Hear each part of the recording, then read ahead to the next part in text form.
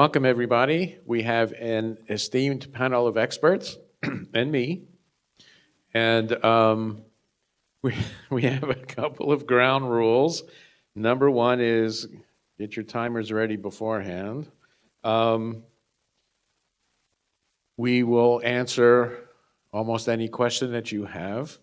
And what we want to do to facilitate the number of questions and the cogency of the answers is please ask your question in 20 seconds. Okay, and if not, you will incur the wrath of the person shall remain nameless, but her initials are Gladys McCoy. And we promise to keep our answers short so that you'll get the most important information very, very quickly. If you have a question, or I should say when you have a question, we ask that you go to the microphone in the center of the room and ask your question. So we can get started.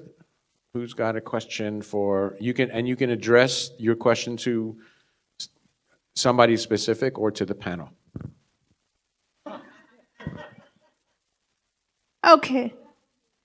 The question is for Ginny. If I lose something, if I cannot find my glasses, my gold cord from me to the object, and then it will come up itself later on, or?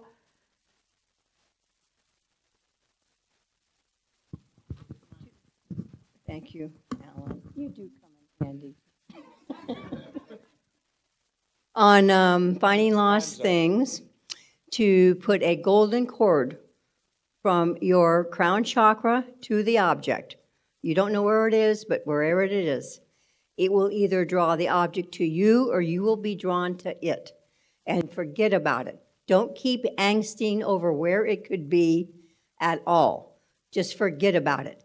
And it is amazing where it will show up. It's that simple. Before place the cord, I should do, can I? And if it's for me, available for me to find in my lifetime, do I need to do this? Very good. She listened yesterday. Yeah, so the first question is it available to be found by me now? Or like Gladys said, what was it you said, your question? Okay, is it available to know that it is? Is it lost to me, is how Gladys said it. Yeah. Afterwards. And then you do the golden cord, and then forget about it. And it is amazing how quick it shows up. So does the cord come out from my heart chakra or from my head? Crown chakra. Crown chakra. Yep. Thank you. Thank you. Thank you. I tried it twice and I lost my gold cord. Anybody else? Question?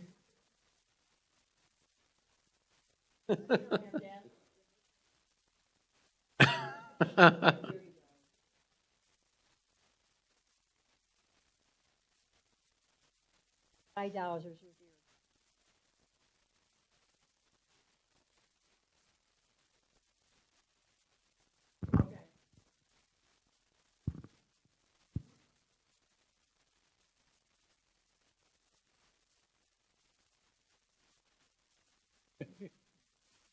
asked this before last time, but I didn't word it right. So one of the presenters at the last conference, I was talking to her about reading the Akashic Records, and when I said that prayer, information started popping into my head, and she said, you gave yourself permission by saying that prayer. Could anybody expound on that for me? What do you think about that? I think that's an old-fashioned concept. I go with the Akashic CDs.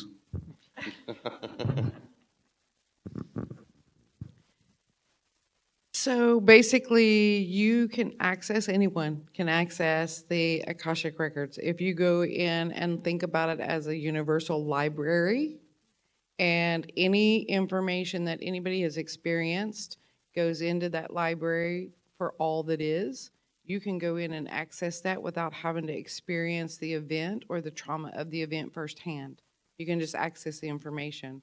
So if you think about going into a library, a universal library, then you can access any information on any topic That's essentially how that works.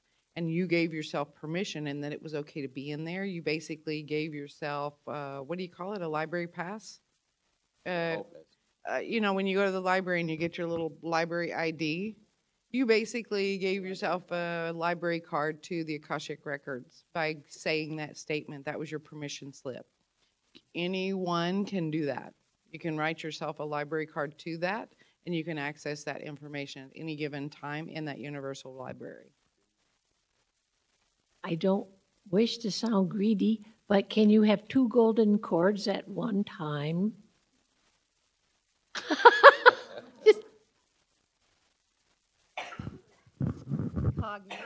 Remembering where we put things? I don't know. I never thought about it. Let's see. Why not? No, two different objects that have been lost for years.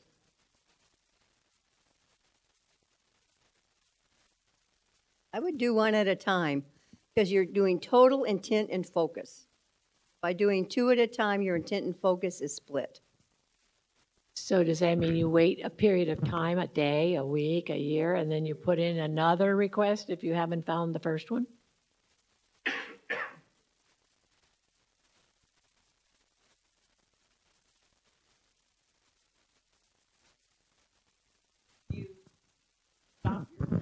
If that's what you're using.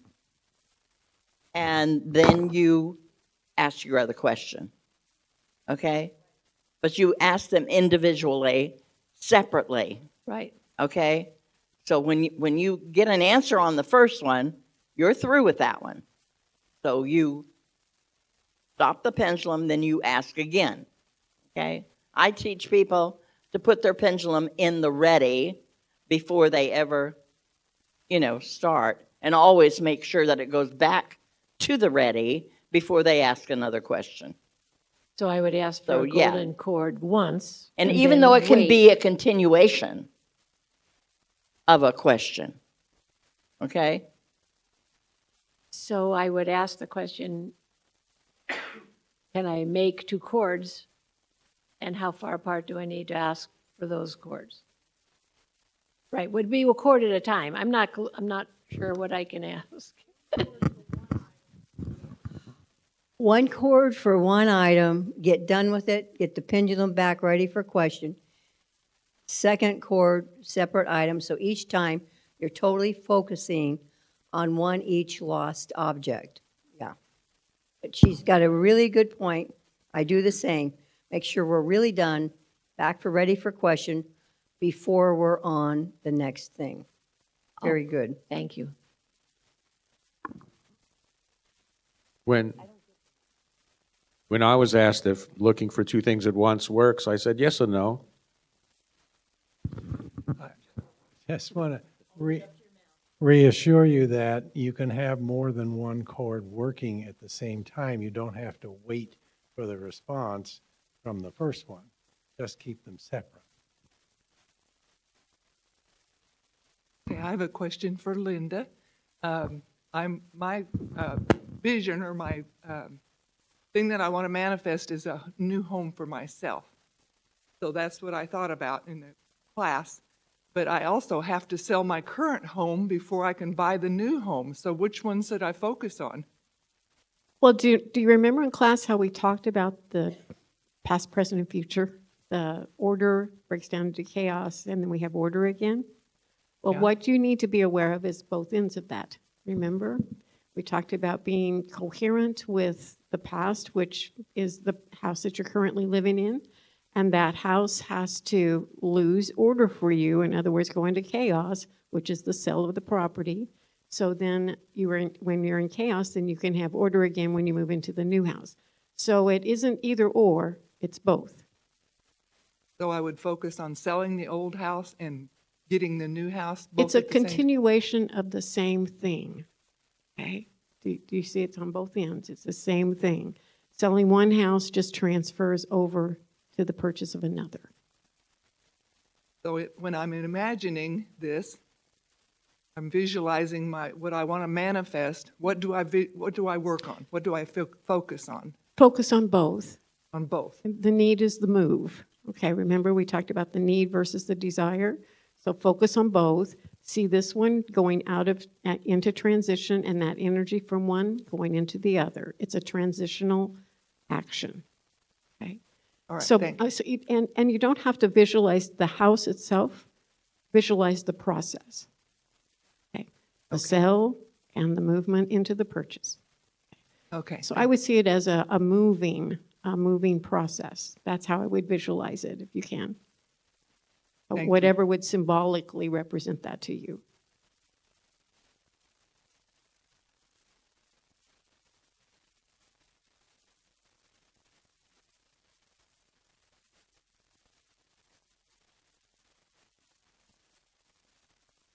One of the things, Nancy, with me, okay, when I'm ready to get rid of the old before you can get the new.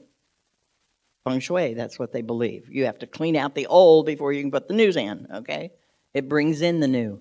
So that clears your mind so that you can concentrate on what you don't want new, but know exactly what you want when in your new space, okay? Know it. And then it'll be easier to let go of the old.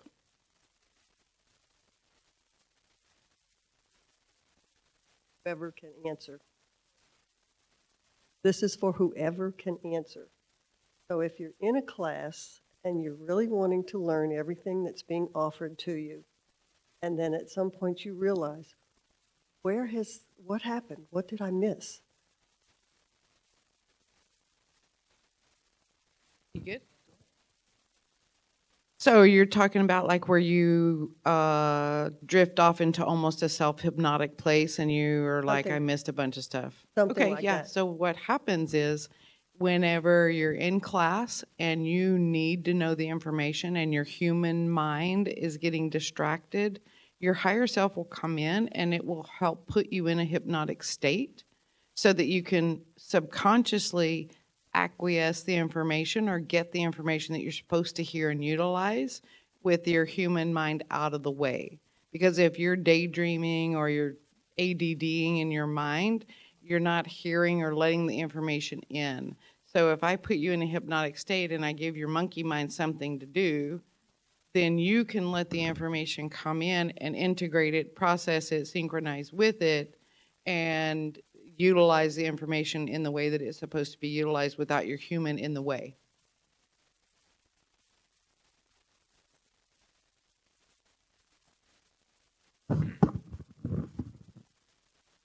It's also why most teachers write books and Faye sells her videos. So we're counting on you not paying attention at all.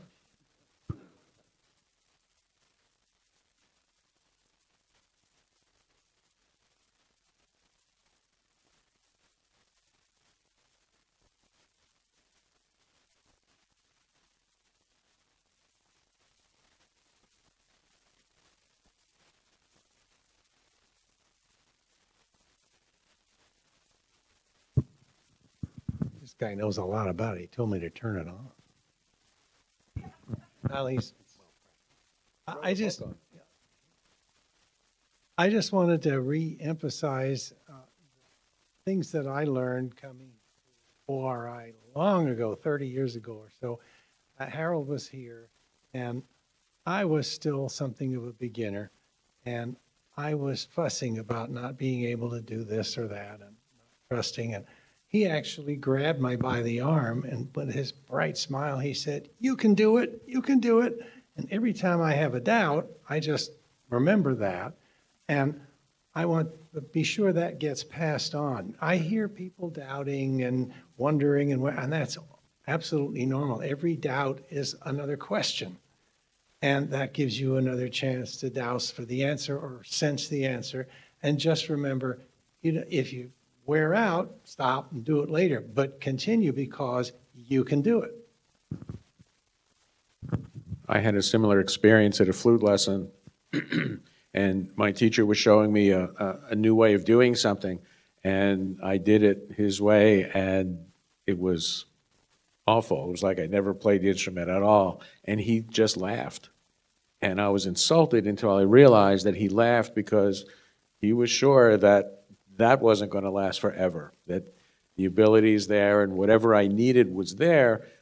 It's just a matter of a little bit of time, a little bit of practice.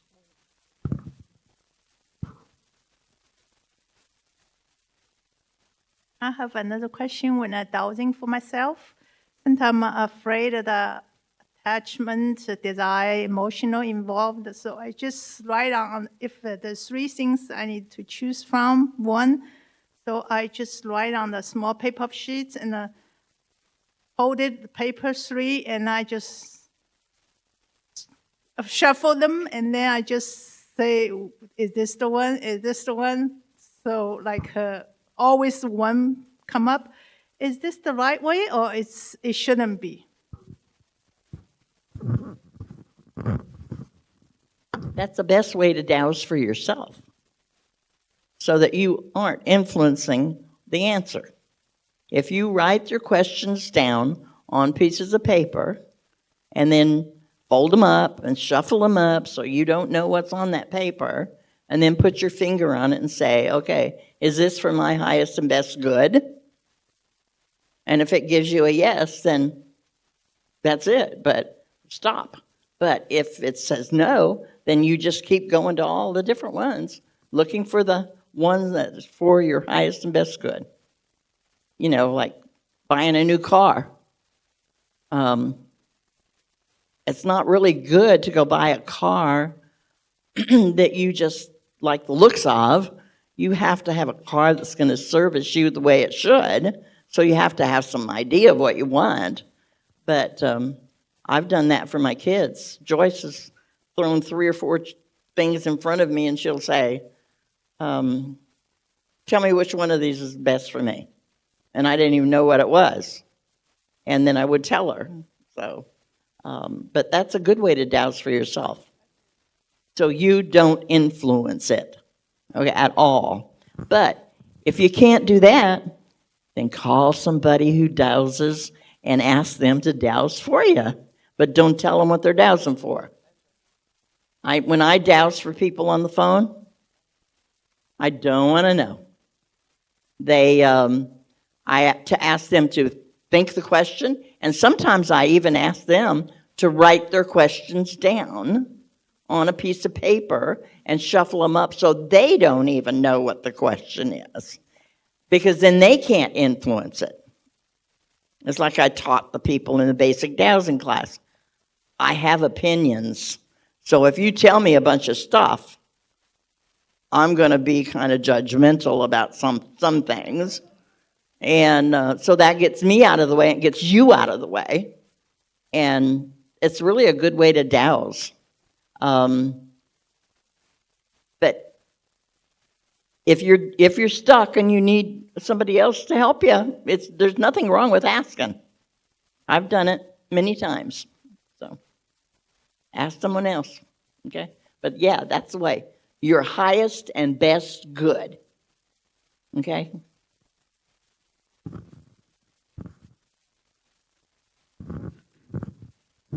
Yeah, ask for the highest, best good, and then before you choose which one of the 3, before you douse each one, you douse, should I buy Alan's book? Question is very important. Anybody else? Looks like Faye's got one. So I have a question that relates to that. If you're dowsing, I call that blind dowsing for someone, do you ask, is the question properly formulated, and what verbiage do you use to do that before you douse it? The military remote viewing program, which works off of that blind, the same basic process as dowsing, but it's not dowsing. They found that the question that you actually write down has absolutely nothing to do with it. It has to do with the intent behind it. They could ask the completely wrong question, and the answer they would get would be the intended question. So I think that intent is always behind the questions that we write. And yeah, it's nice to have that kind of specific thing, especially with our conscious mind reading it afterwards and trying to figure it all out. But I really think our intentions is what sets the tone for all of this work. So when you have your heart in the right place, you know what you're going for, you know it's the highest, best good. When those intentions are dictating, I don't think it matters what you write down. I work off of a 4-digit number on remote viewing, and, it always seems to hit the mark, so. I don't know how many of you heard it last night, but even when Katerina was showing you the harmonizer last night, she said, and with your intent. Okay? Your intention is very important. But that is a good technique, because whenever you're new to it, if you have doubt, you write it down on that piece of paper and douse it that way. It doesn't let your doubt come in and influence that. So your technique is a very, very good way to practice getting to that place. That way it doesn't get knocked off of the intention. And sometimes when you're not sure whether you should do this one or this one, even though you have the best intention, it can mess with the intention energy. And so that still is a very good technique when you're practicing. It occurred to me when Linda was answering that when we talk to different people in our lives, we use different language. And those who we're most connected with, we use a language that maybe nobody would understand.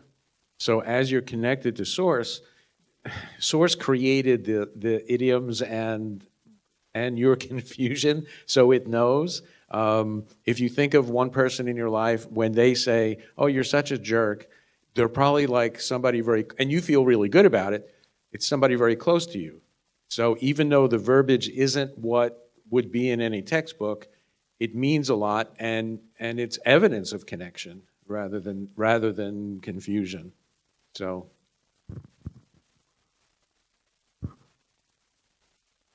I must have a lot of people close to me in my life, because a lot of people say you're such a jerk.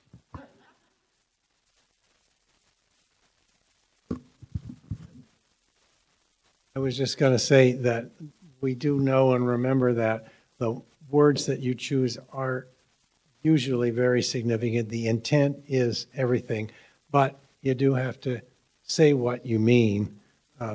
I was thinking of making an example for my presentation of, is it Sunday? That's a yes, no question. Is my car green?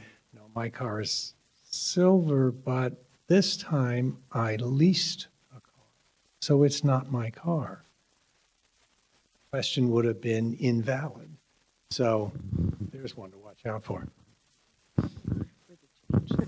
But just adding to what Alan said about the wording might be different or mean something different depending upon who you're talking to. But also, I think as we set these intentions, that Source also knows how deeply interested we are in getting an answer to it. And so I think that we, really need to pay attention to the depth of our desire to get an answer to something too, because if we're just not paying attention or it doesn't really matter, I think that also equates to a type of language that we're also presenting out there. And sometimes when I doubt and the answer, I don't really like it, I was so much tempted to, let me doubt again, but I know not to. So when will be the best time I can read-out it? Thank you. My first thought is if you hate one of the answers, don't ask the question or take that off the table.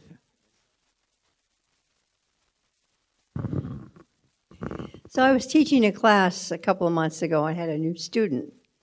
She asked a question. I had them practicing. She did not like the answer. So she went over to my pendulum bin and picked them all up and kept using different pendulums to try to get a different answer to the question. Now, I am not recommending that. I'd say really analyze your question, analyze what you don't like about the answer. Perhaps the question was complex and not simple. If it was a directive, yes or no, and your intuition felt pulled in another direction, I would break it down into where you felt you didn't care for it and develop questions on that line to pinpoint what's really going on. And you might be being told something you don't want to hear. That is true.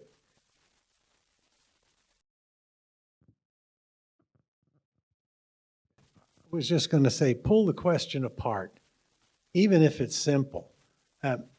Ask, always possible to pull it apart, ask different parts of it in different ways, and also put it down, go away, come back in 2 minutes or 2 days. Sure. Should I buy this or that house? That's fairly straightforward. You see the house, you have 2 houses you can choose, one of them is going to be better. The answer may be, just as you say, really, that wasn't the one I was going to choose. Well, there are all kinds of reasons why it might not be right. Now, that's a pretty broad field because the house you like might have bad pipes in it. The house you don't like might be perfect in every way but one. Start to pull the question apart and ask, is it animal, vegetable, or mineral? Is it the pipes? Is there mold? Is there a woodchuck underneath the house? All those kind of things. And you'll hit one. Was talking about write down 30 crazy answers or the first 30 answers that come to you if you're not sure what you're going to be doing. And pretty soon you'll hit one and go, oh, that's it. And that may just be the next step, but it's the next step. Yeah, and if you'll look for that feeling of joy when you ask the question, that's going to be your best guidance. So if you're dousing this or that, and it gives you that, and your first feeling is, oh, that's not what I wanted the answer to be, it may be that you're not being truthful with yourself on what brings you joy. And so if you'll look for that joyful feeling inside of you when you think about the other option, how does that make you feel? Does it bring about that's not really what I wanted it to say? I would look at the other option and I would really check in with how it makes me feel. Does it make me feel more joyful to pick this option? And then look at why you're not letting yourself have the joy or lining up that joyful frequency sometimes will help. Even when you're dousing a well, you have a joyful feeling when you get the right answer, when it comes up that it's right here, and you know deep within you that there's no doubt that that water's down there that you've asked for. I mean, you do feel that greatly. But if at any time you do any kind of dowsing, I'm sorry, but this is my opinion. Like I said, I'm very opinionated. I never douse anything for myself or for anyone else without getting permission. I always ask permission. I always do. May I? Do I have permission? I think that comes from my divine source. Can I? Am I capable of dowsing such and such? And I am not capable of dowsing every day.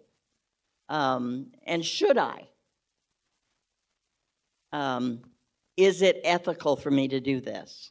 Will it harm anyone or anything if I do this? Even when I'm doing it for myself, I still want to know that. And then I always ask that the answer be for my highest and best good, or that person's highest and best good. And I always, if I don't get permission to douse, or even if I don't like the answer that I get, I would put it away, and I might come back in an hour or 2 hours. I might come back in a day or two and try again. Because you douse in the now, and things can change from day to day, okay? And so you might get a different answer in a couple of days. But always ask for your highest and best good. Always. because things do change on a regular basis. Every second, we're changing constantly because those beliefs, that operating system like the phone is constantly upgrading. And so if you're dousing no today and come back tomorrow, it may have been that your system needed to upgrade to allow you to receive, right? Because if you received it at this frequency or with this belief in the way, the experience of having it wouldn't have been as miraculous or as joyful or as phenomenal as it could have been because you had this junk in the way.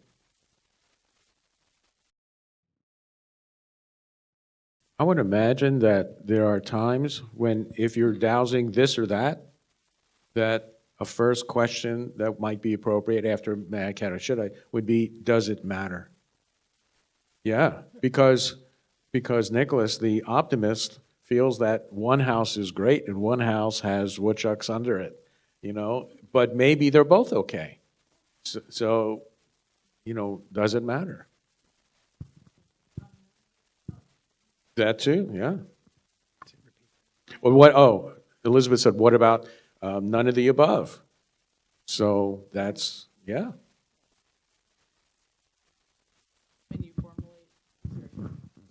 When you are practicing your dowsing system and you begin to formulate that language, you can actually take your system to that place of being able to tell you, I need more information. It doesn't matter. It can give you those answers at a point in that whenever you've practiced it enough and grow to giving you more than just yes or no answers. I had asked Jeannie that similar question at her presentation this conference, but I wasn't brave enough to say I didn't like the answer it gave me, but basically that was it, and I would just keep dowsing and dowsing, and what Jeannie had told me was to douse how accurate the dowsing was, what on 1 to 10, and then how complete was it on 1 to 10, and that has helped me a lot. Good.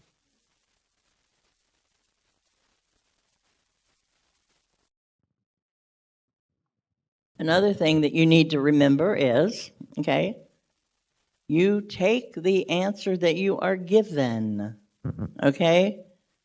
Because it's going to be the right one. Do the first one. Don't ask the same question over and over and over again, because if you do, you're going to get a different answer. The universe wants to make you happy. So if the first answer is no, take it and go with it. Just because you want a yes. You can't, and if you keep asking, you might get a yes. So take your first response.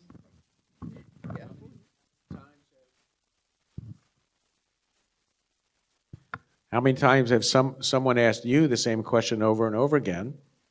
How many times does it take before you make up an answer that's going to get them one way or another, just not that you want to give them the right answer because you've done that 17 times, but you're going to give them an answer to get them to stop asking the question.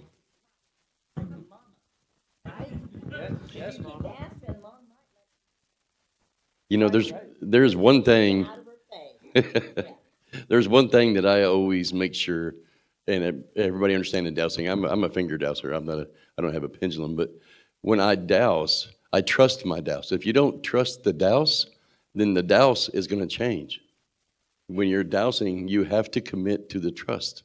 In any modality of any of this, if you don't trust it yourself, then you're going to get inaccurate answers or inconsistent answers. And so when you first get that first answer from the dowser, you have to trust it. Because if you're doing it in the proper steps, like she said, you get permission, you make sure you're doing it the right way, write it down. When you get the answer, sorry if it don't make you happy, but you have to trust it. If you're not going to trust, then don't waste your time. Because the dowser is going to change the more you ask it. When I'm dealing with customer service, there comes a time where it's time to stop asking. So when I hear, okay, we'll give you the refund, thank you, bye. And that's it. Anybody else? Questions? Rags, bones, bottles today? Yeah, leave.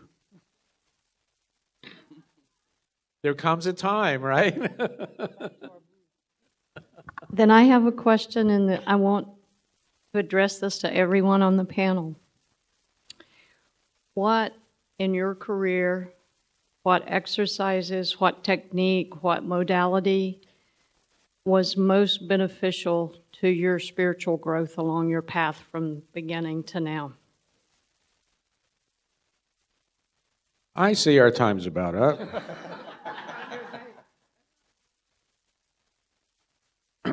Let me explain my 20-year evolution in actual time. Hey, I'll start. Well, my modality of practice for many years has really benefited me in a lot of ways, and because I trusted it. I learned to trust mine at a very young age. I used to be a commercial property buyer. I owned a bunch of restaurants. I did a lot of things, and I had a personal assistant that I had hired, and God bless her soul, her name was Momo. And I wish I could find her to this day, but I haven't seen her in a minute. But she used to call me and she said, James, why are we buying this property out in the middle of nowhere? Have you seen it? It's covered in mud. It's blah, blah, blah, blah, blah. I said, yeah, but I'm trusting my dowsing. I am trusting myself. After about 2 or 3 years, she quit questioning it. Because as we put locations in and the properties and the businesses really blossomed, she quit asking me those questions because she learned to trust as well. That's why I trust in any modality, in part of metaphysical, holistic, internal wellness, and happiness requires trust in what you do. And if you don't trust it, nobody else will trust it. And my expansion and growth in my career over the years is 100% in trusting in my dowsing and my metaphysical abilities. Yeah, I think to answer your question specifically, those tools and those modalities, they change. I started out with Wicca, and because I didn't know what I didn't know, and I was searching. I was searching what goes in my toolkit, what will get me from point A to point B, what will help me understand. And I've just grown, and those tools in that toolkit, they change periodically. They change. And that's the key to it, is allowing that change to happen. Understanding that today it may be this stone that gets you through the day, but then tomorrow that stone, it may get lost and you never see it again, because now you've got a feather, a sacred feather that came into you, or a visualization that you love and embrace for years to come. So mine is comprised of many different tools in my toolkit, from stones to visualization options to sound therapy. It just depends on where I'm at and what it is that I need in that particular circumstance, situation, or event as to what tool I pull out of my toolkit and I utilize. I understand that all of you have many tools in your toolbox. My question was, which one was the most significant one? You want to go back? No, you're fine. I'm sorry. I forget we have to have the speaking stick. I'm sorry. Okay. Good.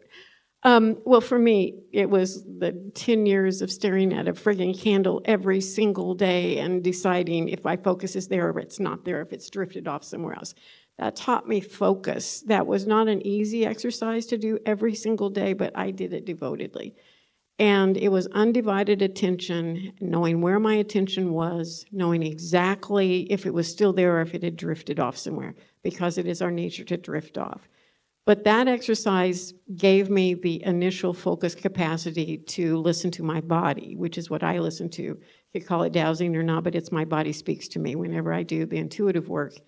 And by listening to my body, I can know because my body will speak to me whether something is right or wrong, or if I'm on the right track, or if I've lost my focus and attention. And even sometimes in the middle of a session, I'll have to bring my attention back, just like viewing that little candle for 10 minutes, because I know my attention has drifted.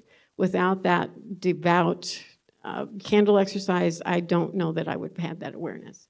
So sometimes it's the simple things that gets us where we want to be.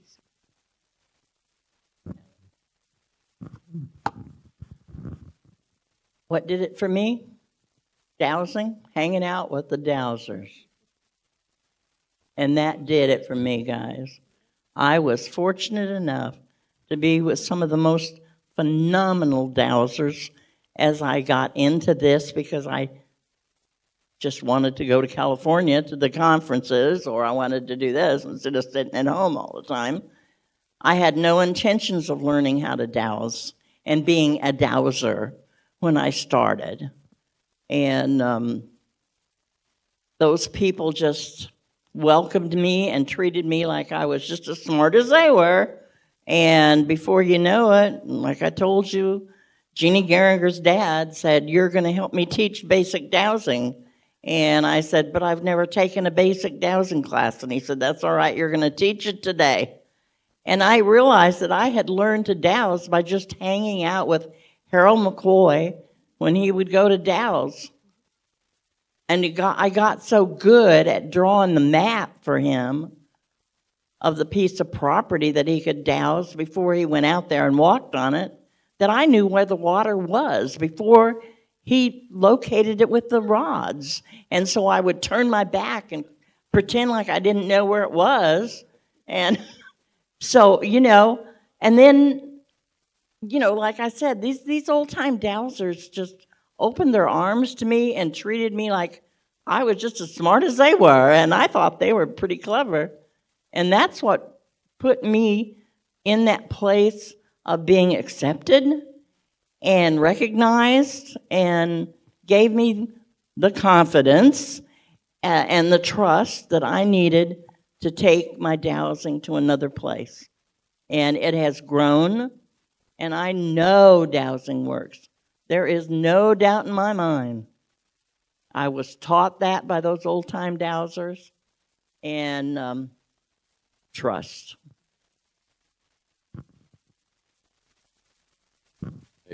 Faye, I'm going to touch on your question. I did not give you a direct answer. I am an O.R.I reader and have been for many, many years. And I wrote a book about sales for a single reason. And that is because my O.R.I reading ability over the course of the years allowed me to make over $168 million in sales in my career.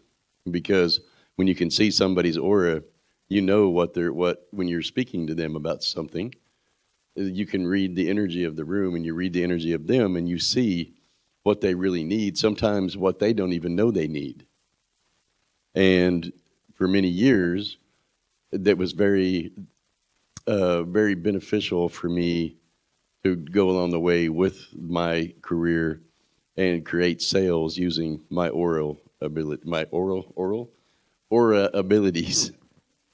So I hope that answered your question, Ms. Faye.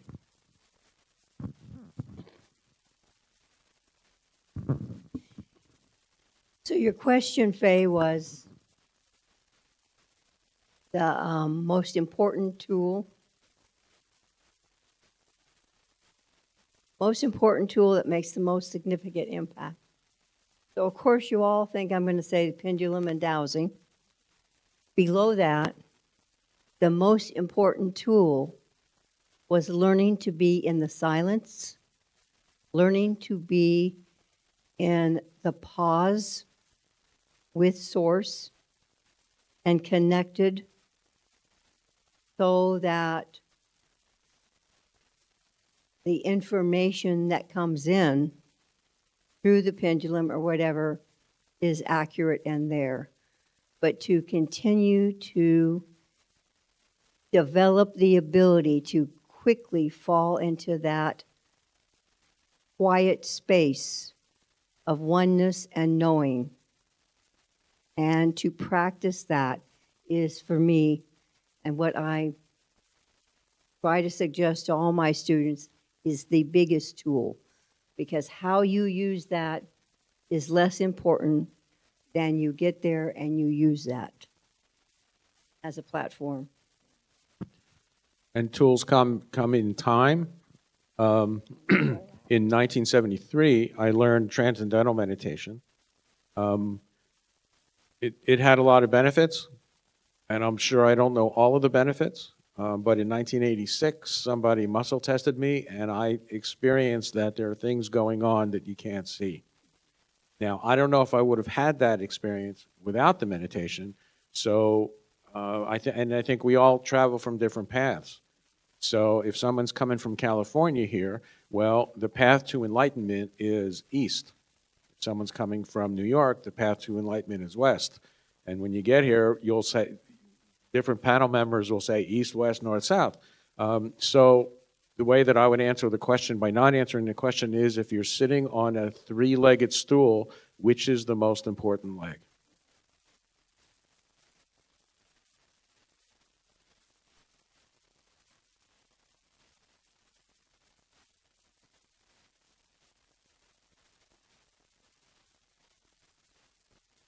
I think I was a convinced doubter.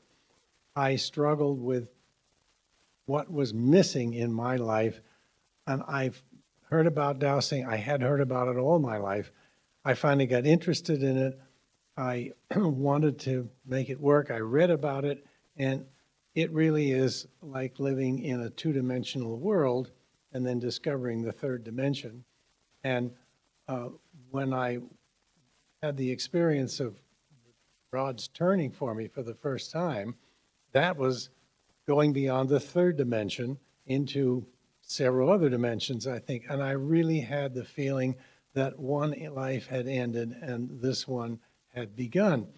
And for me, the actual tool was the L-rods. But just as Jeannie said, it opens up the whole new quest of, my goodness, how am I going to do this? Or here's all this new material that I don't know. How am I going to approach it? How am I ever going to be a success? Oh, I feel overwhelmed and doubtful. So it took me a long time, even though the rods had worked for me, it took me a long time to make the other tools work, but to gain the confidence, just as you said. Now, you're lucky. See, this guy had early success and he trusted it. I was taught to be careful and doubt and try things twice and don't interrupt people and all this kind of stuff. And it's taken a long time to get past that while maintaining politeness. And, but, you know, now I kind of feel in the last 4 or 5, 6 years, I'm getting there. So it's wonderful to be back in this group again where I do really feel more confident about dowsing and about my reactions. And that's why it's so good to hear all this other input. So thank you to everybody who has put in everything, the questions, the answers, everybody gains from that. And I would just say I want it to continue.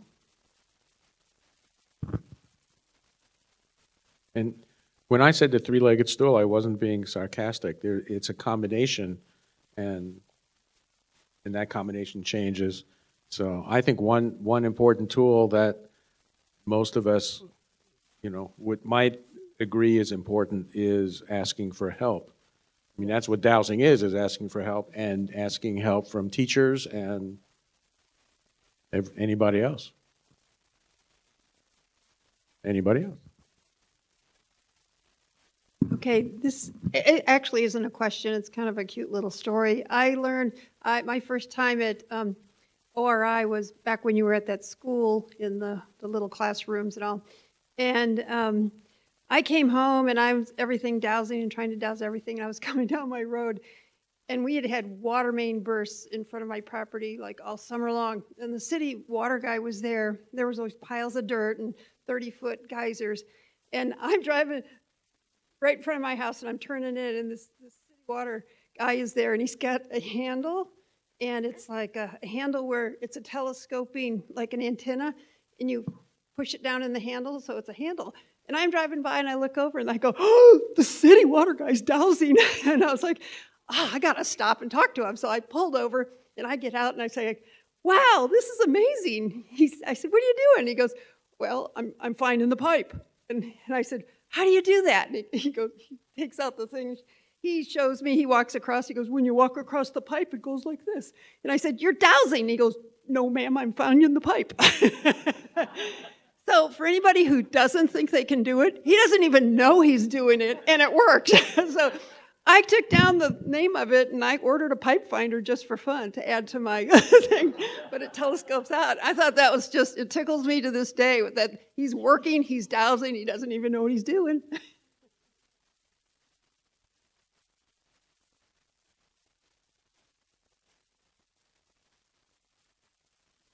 Anybody else? Going once. Going twice. Going 3 times.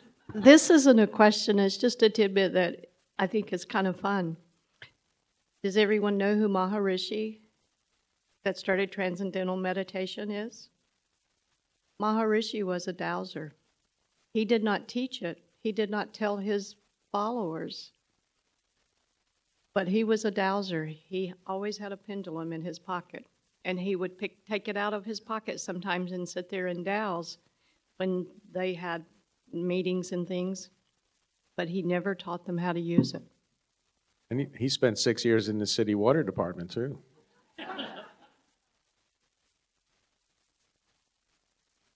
This is sort of a general dowsing question for water. We live out west.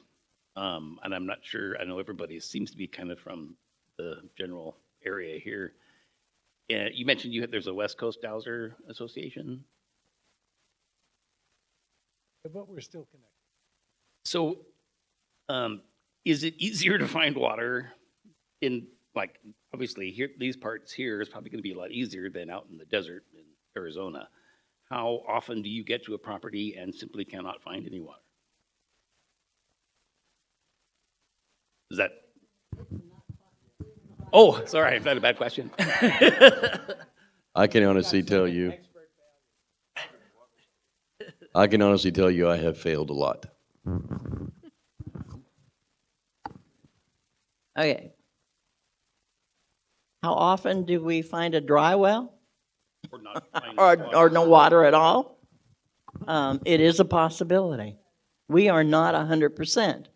However, we are not in charge of what happens once we've put a stake in the ground and say that that water is right there and we walk away.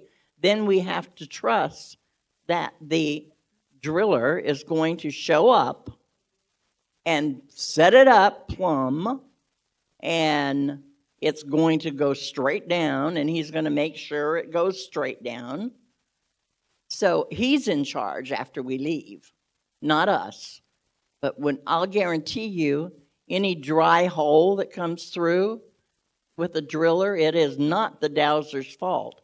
The water was there when we said it was there. And that's just my opinion. That's right.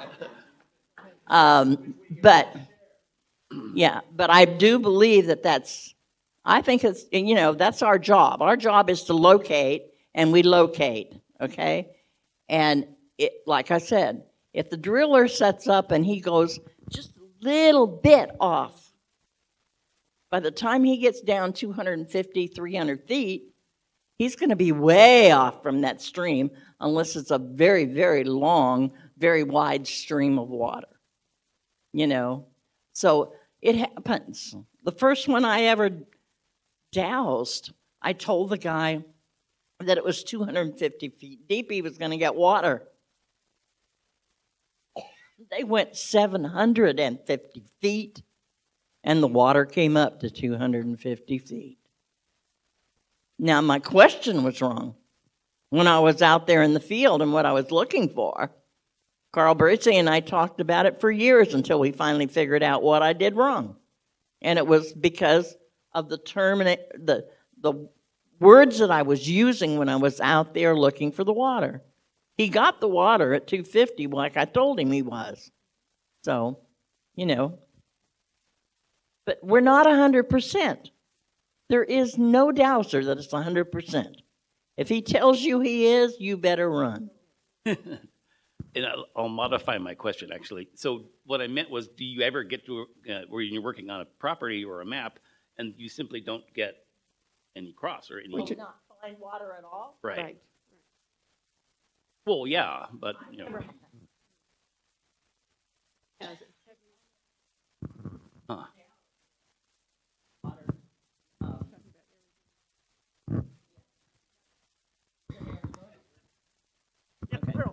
Sorry. There are places in Arizona that you're not going to find water. I understand that in the Hopi Reservation, there is a woman that cares for the water, and that's her job. And you don't touch the water without her permission. So they have a well or a water area, but no one else is allowed in there unless she allows them in there. And we had a dowser, Stillman. He lived in Arizona, and he did a lot of dowsing in that area for water near Sedona. And it is tricky in Arizona to find water. So there is a possibility. You know, I told you guys in the class that I found water in south of Fayetteville here, where the dowsers or the drillers said there was no water. And Harold McCoy used to ask the question, was the water there before he asked for it or after he asked for it? So if you're looking for that water and you ask for it, you know, it may be there. Thank you.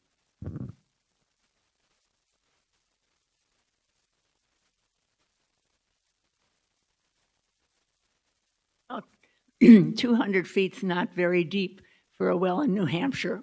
We usually have to go 400 to 450 feet through granite. But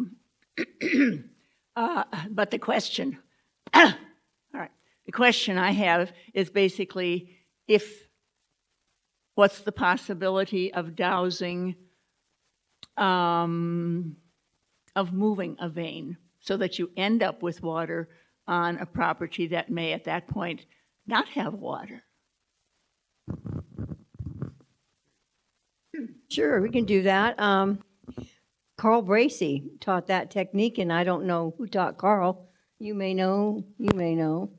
But at any rate, and I've done it, and of all the kinds of dowsing I do, water dowsing is the least, but I definitely do it. My dad was an extraordinarily good water dowser. And by the way, I'm in New Mexico, from California. So Carl taught the technique of just tapping, first dowsing for water veins near where, and what's handy is, and I remember myself and another really good dowser hanging out while they were actually drilling a well in Cloudcroft, New Mexico. And that is, we had to go down 775 feet. It was not inexpensive. Went down, and they actually, then we were there while the drill was in the exact spot.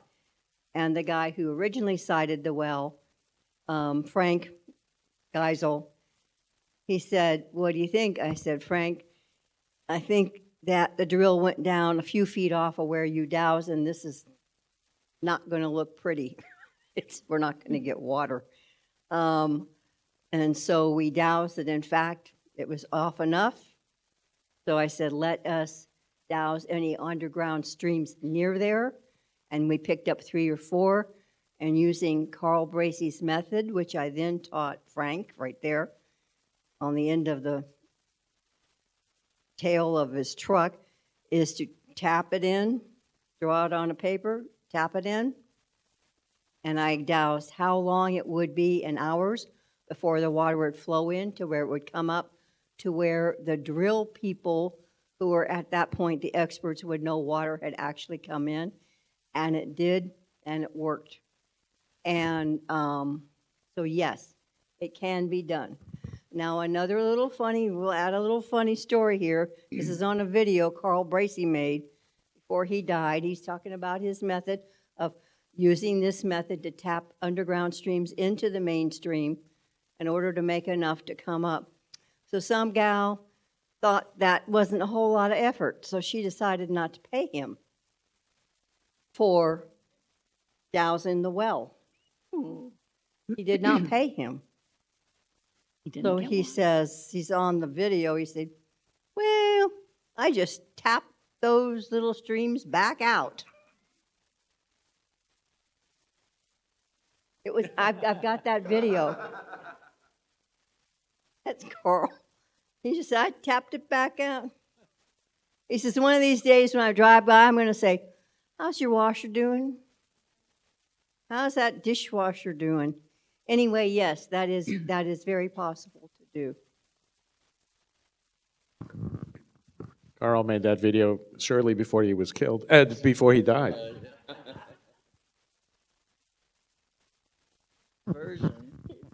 The water diversion is, it's simple, it's easy. I've seen it. I've watched it come into a dry hole.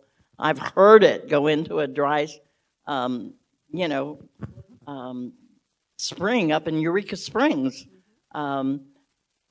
We actually activated a spring in Eureka Springs one time, the dowsing group did, thinking we were doing a good thing for the community, and found out that they wanted it to be dry because they were planning on putting a park down there in a tennis court. Too late, it had water back in it.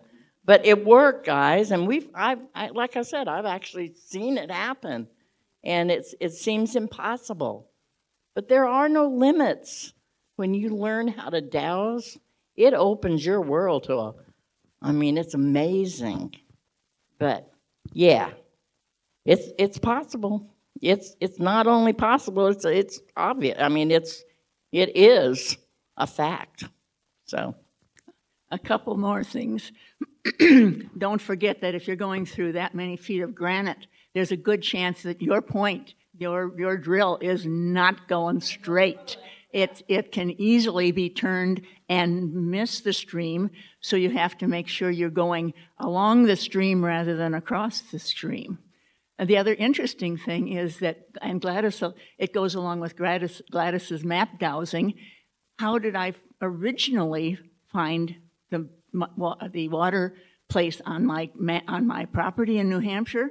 I went outside we were in New Hampshire at that point, at the Dowsers Convention, and there was the president from the Connecticut group, and I gave him the map of my property, and I was figuring it was going to be in the back section where the swamp was. No, it was down in front where all the rocks were. So I said, well, that's a wonderful place, but there's so many rocks there. Can you also find some streams that are coming off of it? So we found mine first from map dowsing. Then I found the spot, and of course, the drillers did not put it where I marked it. I just wanted to add that Jeannie was talking about tapping, and Gladys was talking about just hitting and moving. The original story about this was that there was a stake, piece of rebar driven in, and you hit that with a hammer and it moves over 1 foot for each tap. And of course, in Europe, it moves over half a meter, whatever, and on the moon, it's going to be different. But the other thing is that in reference to tapping, you can also do this on a map. And that seems beyond possibility, but it works just as well.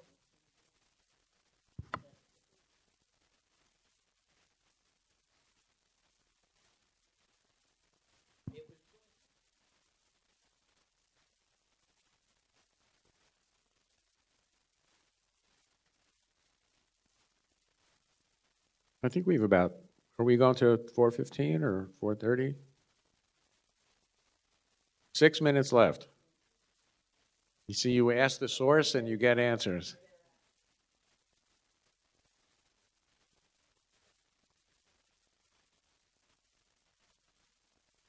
Okay, so Raymond Grace, when he's not being asked to do a specific dowsing thing, his group does a lot of work with like women who are trafficked and the weather. Are there topics that you, when you don't are not asked by a client to tap for something or to douse for something, that you spend time fixing a certain thing with your dowsing on this planet? Just curious. I am typically asked, I choose at least, 1 day a week, which I call my long dowsing day, where I'm uninterrupted for most of the day. And in that day, I am typically asked by Spirit to clear people who have passed, but who have not gone on clearly to the other side. They're in between. And they're in between earth energies and where they should be going, but they're keeping their non-beneficial exit energies with them, and that can impact the inhabitants of Earth. So say you're in a war zone where a lot of people are dying, that amount of souls over that zone, putting in the same non-beneficial energies of the war back into the people still there, leaving a, as we say in the Deep South, a hot mess to clear out and making it hard for them to get past the war and the thoughts of war. So I am typically asked to clear those souls very often from different layers of where they are. So I'm very often asked for that work. And also I'm asked a lot to go deep in the middle of the earth and under the surface to do different kind of cleanup, and I'll call it rebuilding work in those areas of the planet, of Mother Earth, who is sentient. And I'm asked to be outside restructuring the Earth meridian lines. So those are the kinds of things I'm typically asked.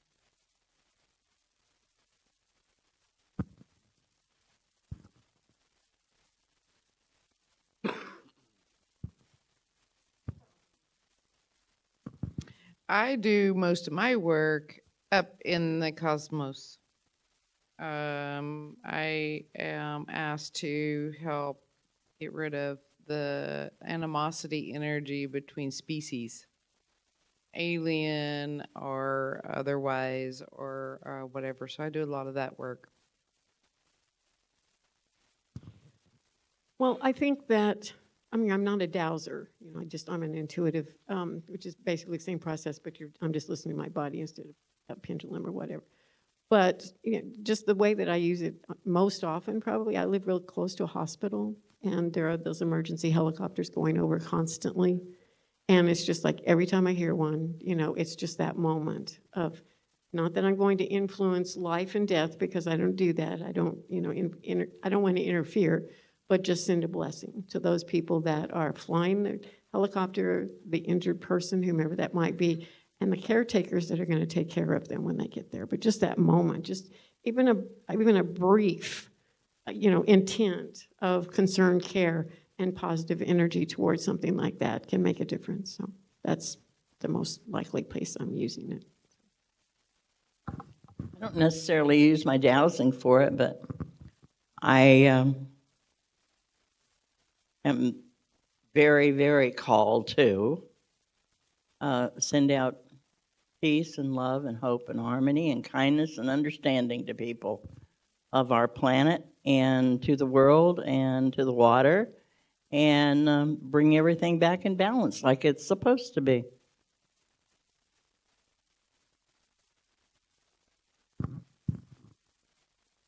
I agree. I try to do that every once in a while. I think the thing is that when it comes to you to do that, that's part of your job. You cannot help everybody in a medevac situation in the States or in the world. But if you're part of it, whoa, ask if you really are part of that situation. Go ahead and do it. And I use that kind of clearing for the tiniest little thing. I look at something, my breakfast, I bought the things, I put it together, and there's something that's not quite right. I say, okay, bing, okay, there's a point, no point, where the world that we know meets the world that we don't know, but that healers work with. And you can bring that little point right into your cereal if you want, and it clears everything instantly. Partly because that's what I wanted to do, and that's what I think it's going to do. Intention. I usually work on world peace by starting here and letting it radiate and becoming a beacon. But when I'm home, mostly I'm asked to do the dishes.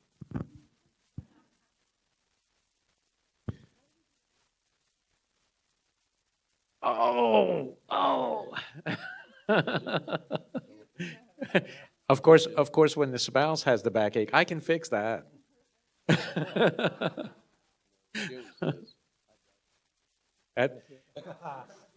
I did that. I went to a dowsing conference, and I said, "Where's the vending room?" This was in Toronto, and she said, you know, with an attitude, "Douse for it." And I said, "I douse that I should ask you." And she smiled sweetly and said, "It's right over there."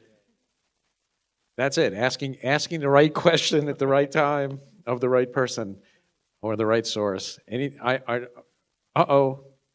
We're looking at Jeannie's end. So I think we can take the hint. Well, we thank you all for being with us, but tonight is the party, and if there's anybody in here who would like to do some readings or whatever for the people that will be at the party, we don't charge for it. We just sit around and have a good time. We will be playing Chicken Foot, and if you've never played Chicken Foot, come over and we'll teach you how. It's lots of fun. It's dominoes. And we will have the Jenga.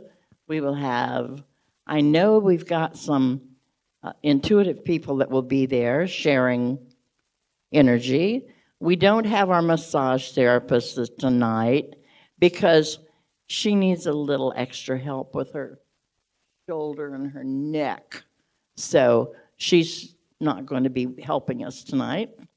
But that's okay. We'll forgive you this time, Sarah.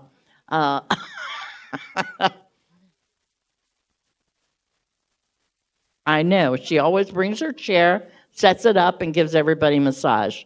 Even the guy that works here, he said, "Oh, I've got to get her her special table to put by her massage table." And so I said, "No, she's not going to do it tonight." No. Oh, so anyway.